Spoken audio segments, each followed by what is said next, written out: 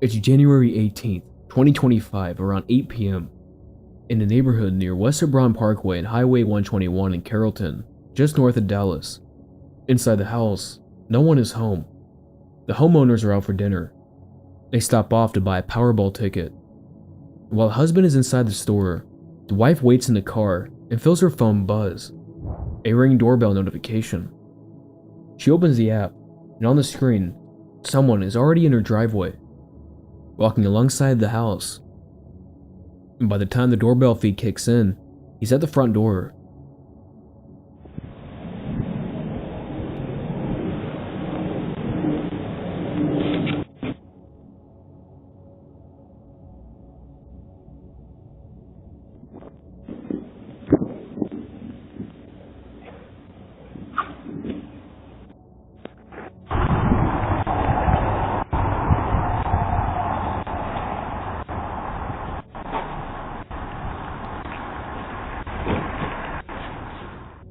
You see him in the mask. You see the sign. He angles it up carefully so the camera can read the words. Revelation 20, 1-15. He pretends to knock. Light taps. No frantic pounding and no yelling. It was a quiet, "I was here," performed directly to the camera. And he waits a few seconds, turns and walks away. But he isn't done. On another camera overlooking the back driveway, the same figure appears again, standing there with the same sign, like he's making sure every angle of this house has to see him. By the time the homeowner processes what she's watching, he's gone. The verse on the man's sign isn't random. Revelation 20, 1-15 is a block of text about final judgment. It talks about an angel chaining Satan, a 1,000-year reign, and then Satan being released again to deceive the nations before a final battle. And at the end of the passage, the dead are judged according to their works. And anyone not found in the book of life is thrown into a lake of fire. So when you're holding that verse up to someone's camera, you're sending a specific message. You're not just saying, "I'm religious," you're pointing to a page about cosmic punishment and separation of saved versus condemned. So that raises the question, is this a threat? The homeowner doesn't know, the neighbors don't know. All they have is the image, a horn-red face, a cardboard Bible verse, 8 p.m. on a quiet Saturday.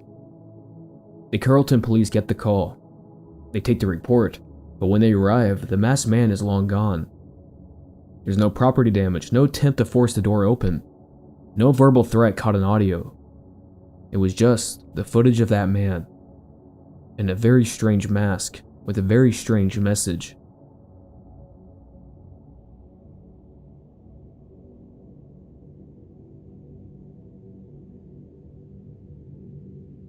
It's just before 9:50 p.m. on October 14th, 2025. On a quiet street, a Ring camera pointed at a simple front door. And then, 3 figures walk into the frame, and they're in full Halloween costumes. One is Michael Myers, one is a clown, and one is dressed like a nun. They don't stay on the sidewalk. They move right up to the house and take turns stepping to the center of the frame, staring directly into the camera like they know exactly how wide the lens is. One of them rings the bell, another starts knocking. And at first, it looks like a prank, the kind you brush off as just kids being stupid. But then, you hear the audio. The worst nightmare.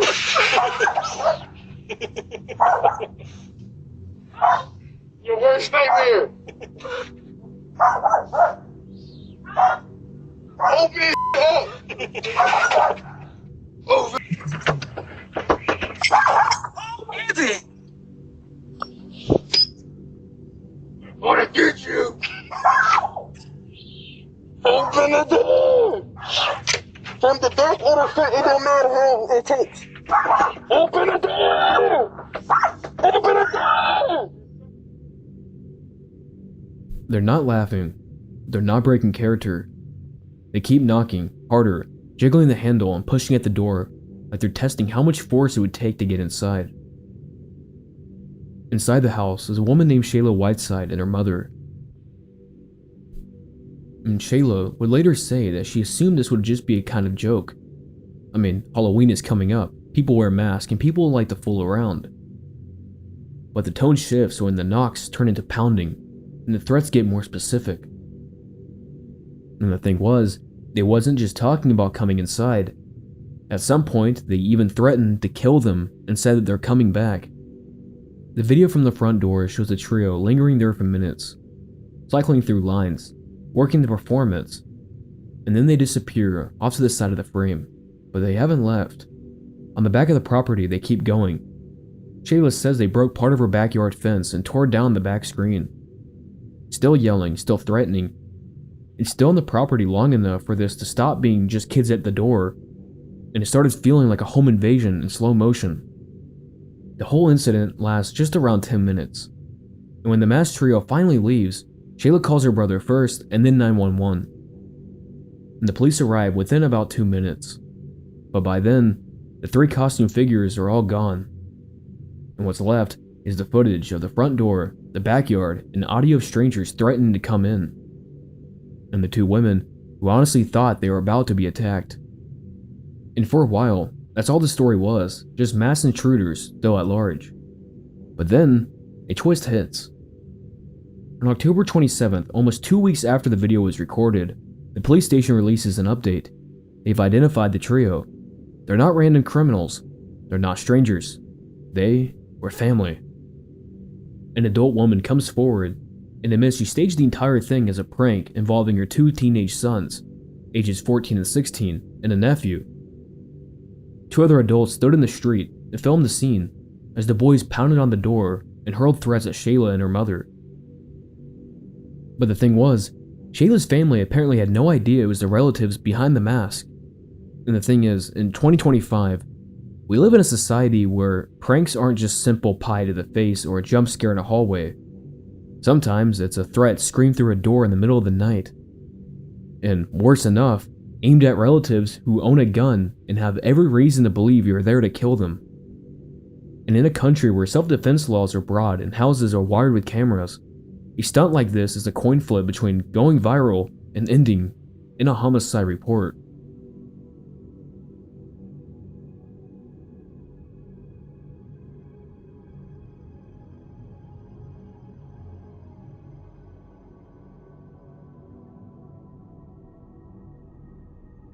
It's just after 2 a.m. on October 12, 2025, northeast Wichita, Kansas. The street is quiet. Most of the houses are dark. And on one of those homes, a Ring doorbell watches the front steps and the small patch of concrete leading up from the street. The woman enters from the right, half in shadow, hair swinging as she turns toward the door. She's close enough that the camera picks up what she's yelling. Behind her, a man comes into view. He doesn't say anything at first, but he closes the distance in just a couple of strides, wraps both arms around her from behind, and physically turns her away from the house.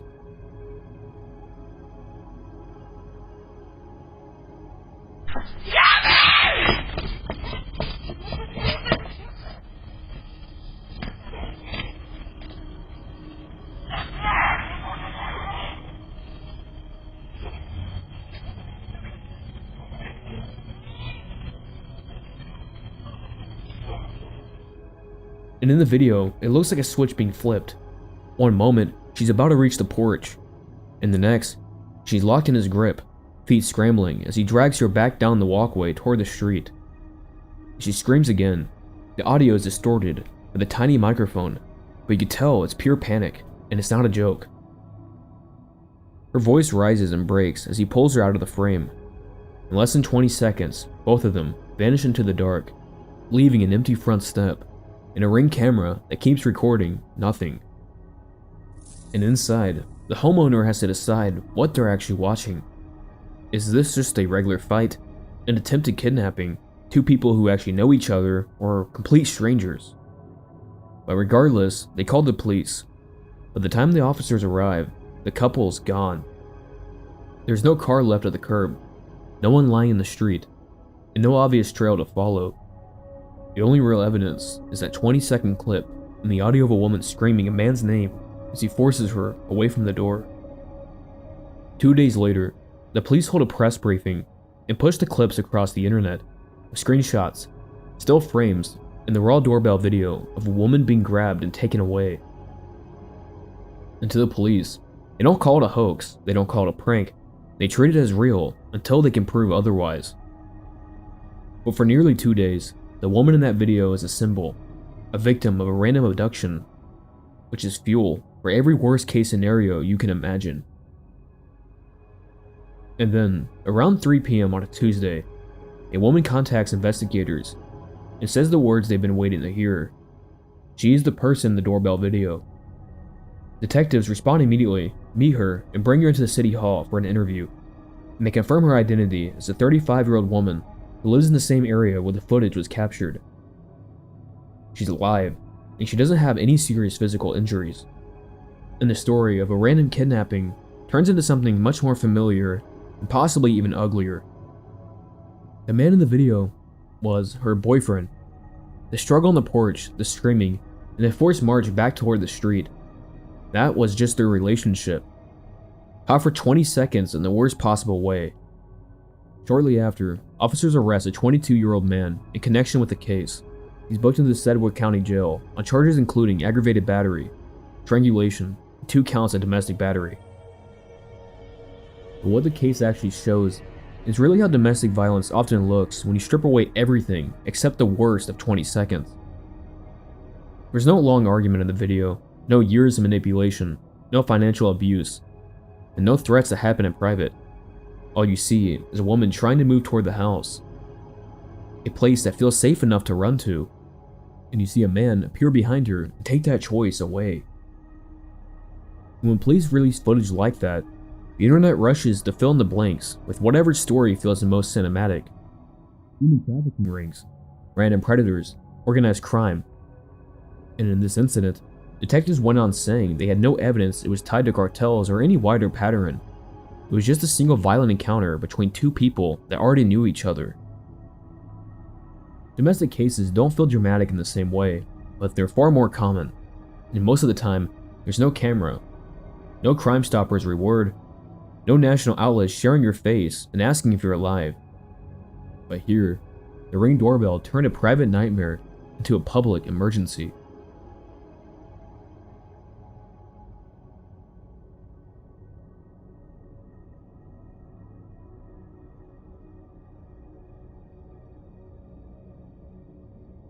It's around 4 p.m. on a weekday in Liberty Hill, just north of Austin. Inside the house, a family is going about their day, kids, noise, and normal stuff. And outside, a camera over the front door catches movement. A man comes into the view barefoot, his shirt off, wearing shorts. In his right hand, he's carrying a machete. It looks long, heavy, and the kind of blade you use to cut brush, not visit your neighbors. And he doesn't knock like a visitor. The security footage shows him step up to the door and immediately start working on it. He grips the handle, pulls, pushes, and jabs the machete around the frame like he's testing for weakness. And at one point, he wedges the blade into the gap near the lock and starts prying it open. And from outside, it looks exactly what it looks like, someone trying to get in. And from inside, there are kids in the house and the sound of metal hitting your front door. And the homeowner later tells reporters he thought the man was just delivering a package or a flyer at first, until he looked at the camera feed and saw the machete. He tells his kids to get back, away from the entry, and he calls 911. He's on the phone, and while he's on the phone, the man outside keeps at it, twisting the knob, banging the flat of the machete against the wood. And on the video, you can see him lean in close, peering at the lock, like he's trying to figure out how much more force he needs to use. And at a certain point, the homeowner decides the police might not get there in time, so he retrieves his own weapon, a handgun, and moves toward the door. Through the peephole in the camera feed, you can see exactly where the stranger is and what he's doing. On the outside, the man with the machete has no idea how many eyes are on him from the other side of the wood. The homeowner positions himself and, by his account, points the gun into the space where the door would open if the man managed to break in. He doesn't fire, and he doesn't open the door. And he holds that position until he hears sirens. And outside, the man keeps trying the handle, pressing on the frame, swinging the machete like he's half testing, half threatening. And then, he finally backs away. He turns and walks out the porch and leaves the frame. By the time police get there, the man's gone. But they start searching the area, and it doesn't take long to find him. Later, they locate a 25-year-old man matching the suspect's description, and the machete was still with him. He gets detained and taken into custody. And luckily, the door was able to hold its own to keep that man away from that man's family. But it doesn't change what the footage actually shows and what it feels like when you actually watch it. A once empty porch, now filled with a stranger with a machete, your front door flexing under the weight of a blade. And you're left with a thought of what would have actually happened if that door did give way and the man was able to get inside the home.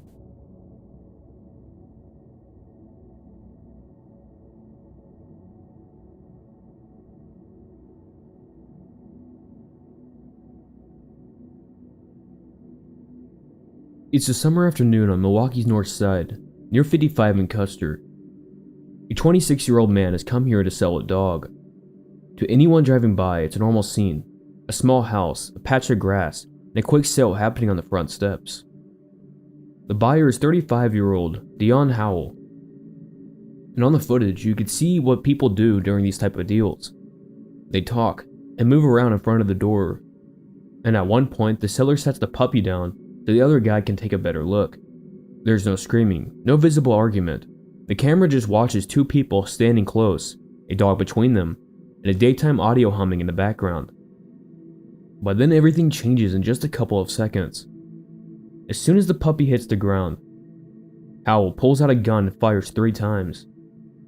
The shots are loud on the tiny doorbell mic, and the 26-year-old drops in front of the porch, and the dog bolts out of frame.